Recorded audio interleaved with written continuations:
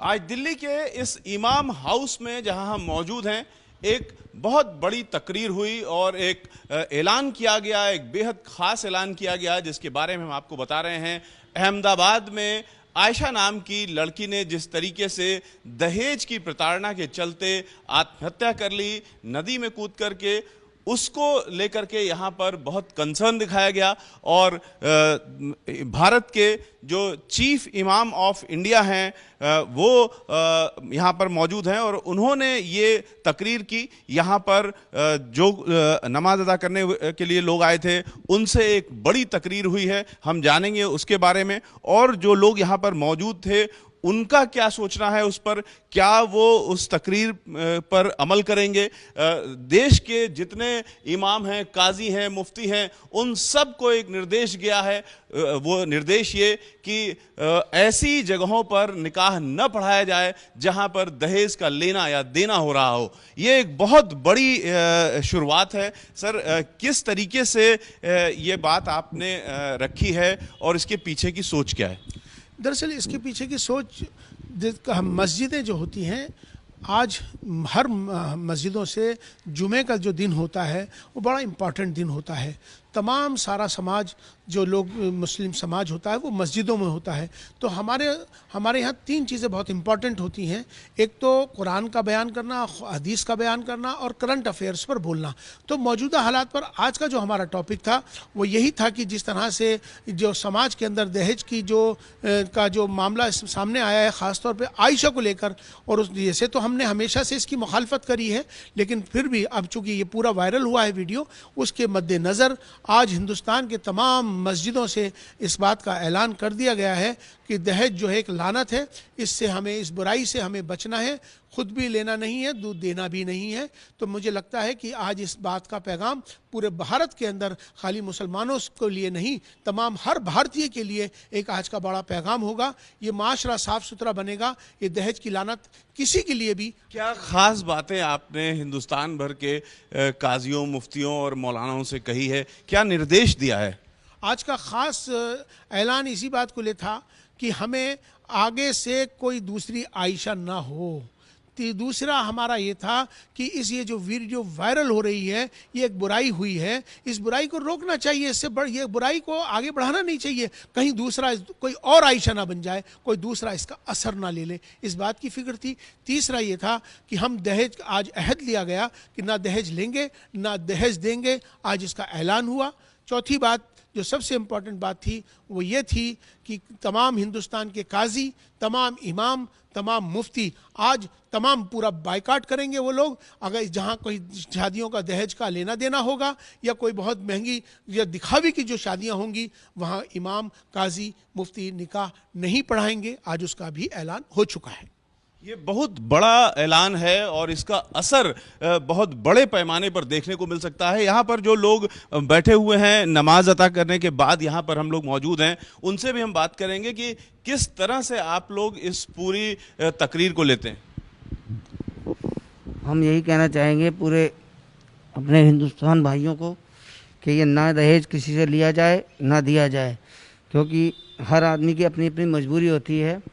किसी के घर में कोई है कमाने वाला नहीं है, इसी तरीके से बच्चियां किसी मजबूरी से नहीं शादी हो पा रही है, तो उम्रें बढ़ती जा रही है उनकी दिन पे दिन। तो अल्लाह ताला से भैया मैं ये सबसे यही दुआ करूंगा, ना तो दहेज लिया जाए ना दहेज दिया जाए।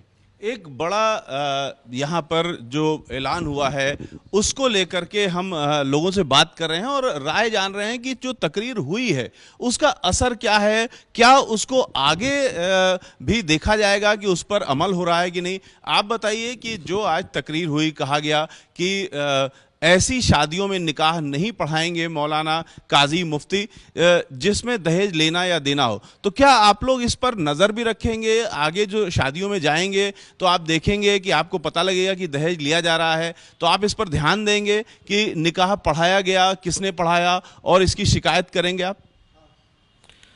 जी बिल्कुल, जैसा कि इमाम साहब ने कहा कि हमारे इस्लाम में दहेज लेना और देना दोनों हराम है ना। इसकी जो वकालत है शुरू से उलमा किराम करते हुए आ रहे हैं और आगे भी इसके लिए करेंगे। लेकिन फ़िलहाल जो ये घटना हुई है ये बहुत दर्दनाक घटना है हम सब लोगों के लिए, पूरे हिंदुस्तान के लिए और हमारे समाज के लिए बहुत दर्दनाक घटना है।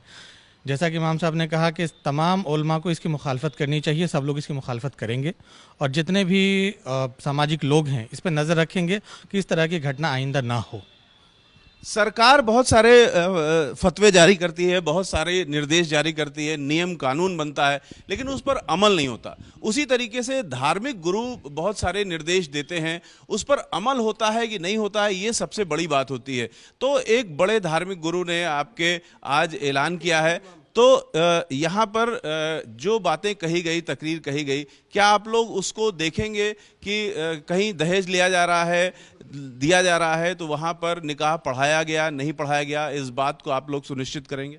जो हमारे भारत के चीफ इमाम डॉक्टर इमाम उमैर इलियासी, जिनका पूरा जीवन अल्लाह की इबादत में और अल्लाह ताला के काम और अल्लाह की मर्ज़ी से ही काम करते हैं, इनके ये जो अपनी ज़बान से कौल देना है, इनका ये मतलब नहीं है कि मैं अपने इल्म से या मैं हिंदुस्तान का, भारत का चीफ इमाम हूँ तो मैं उनको एडवाइस दूँ, बल्कि इन्होंने वो बात कही है जो हमारे कुरान में, जो हमारे हदीस में, जो इस्लाम के पैगंबर हज़रत मोहम्मद रसूलुल्लाह सल्लल्लाहु अलैहि वसल्लम, इन्होंने ज़िंदगी में जीने का सही सऊर और तरीका इन्होंने बताया है। इन्होंने अपनी बात को रखा है। जो हिंदुस्तान में जितने भी मदारिस हैं, जैसे दारुल उलूम देवबंद है या और भी बड़े बड़े मदरसे हैं, उनको इन्होंने अपने ज़रिए से बात पहुँचाई है कि जहाँ पर भी जो बहन बेटी, किसी के 5 बेटी हैं, एक मिनट, चूंकि इमाम साहब मौजूद हैं, चीफ इमाम ऑफ इंडिया यहाँ मौजूद हैं, तो हम ये ज़रूर जानना चाहेंगे कि जो कही बहुत पवित्र बात होती है, एक सुन्नत जो होती है, उसको सब लोग मानते हैं, तो ये जो आपने बात कही, आज तकरीर की, ये दहेज को लेकर के सुन्नत में भी कुछ कहा गया है या सुन्नत से भी इसको देखा जा सकता है, जोड़ा जा सकता है? यकीनन सुन्नत का मायना क्या होता है? सुन्नत का मानना ये होता है कि जो रसूलुल्लाह सल्लल्लाहु अलैहि वसल्लम ने जो अमल किया उसको सुन्नत कहा जाता है। तो रसूलुल्लाह सल्लल्लाहु अलैहि वसल्लम, पीस बी अपॉन हिम, उन्होंने तो ना दहेज लेने की बात कही, ना कभी देने की बात की। आपकी एक बेटी थी, बेटी के साथ उन्होंने जिस तरह का व्यवहार किया, जिस तरह से उन्होंने अपनी बच्ची की शादी की हज़रत अली से, तो ये हमारे लिए मॉडल हैं। रसूलुल्लाह सल्लल्लाहु अलैहि वसल्लम हमारे जीवन में मॉडल हैं, उनके लिए सुन्नत को कहा जाता है। हदीस उसी से जुड़ती है, जो रसूलुल्लाह सल्लल्लाहु अलैहि वसल्लम का जीवन होता है उसी को हदीस और सुन्नत कहा जाता है। तो जो सामान्य लोग हैं, इस वीडियो को देख रहे हैं, इस रिपोर्ट को देख रहे हैं, वो ये जानना चाहेंगे कि क्या दहेज न लेना, दहेज न देना, ये बात सुन्नत है? बिल्कुल, ये सुन्नत तरीका ही नहीं है। दहेज का देना, दहेज का लेना, ये सुन्नत ही नहीं है।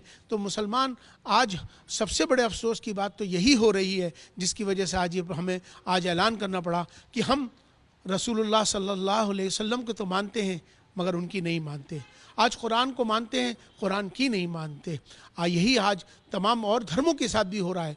तो हम मानने वाले हो जाएं, अगर हमारी ज़िंदगी में हम मानने वाले हो जाएंगे तो ये बुराइयां हमारे माशरे से बिल्कुल ख़त्म होंगी। ये बुराई खाली मुसलमानों की नहीं है, ये बुराई पूरे भारतीय समाज की है। तो मैं पैगाम आज भारत का इमाम होने के नाते तमाम भारतीयों को देना चाहता हूँ कि इस दहेज की लानत से, इससे हमें परहेज़ करना है और हमें इससे बिल्कुल अपनी उन बच्चियों की शादियाँ जो नहीं हो पा रही हैं सिर्फ इस वजह से कि उनके पैसे नहीं हैं, दहेज नहीं है, और ऐसे बहुत सारे घर ख़राब हो चुके हैं दहेज की लानत की वजह से।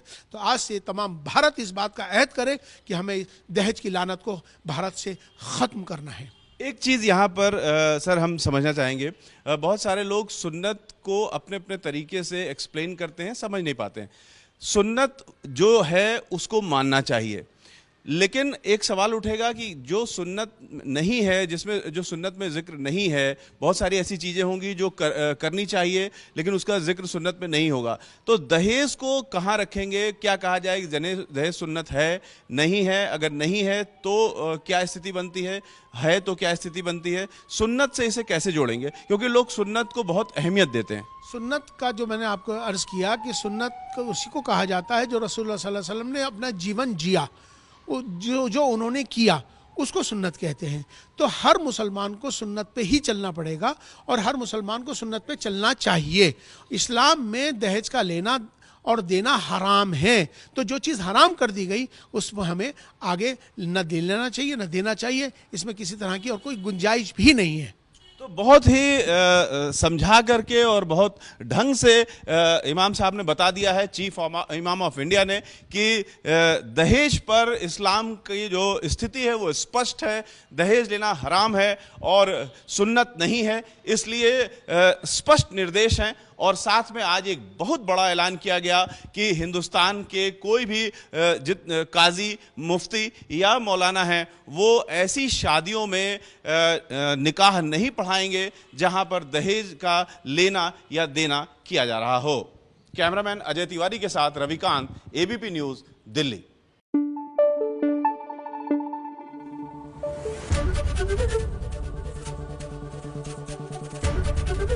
एबीपी न्यूज़ आपको रखे आगे।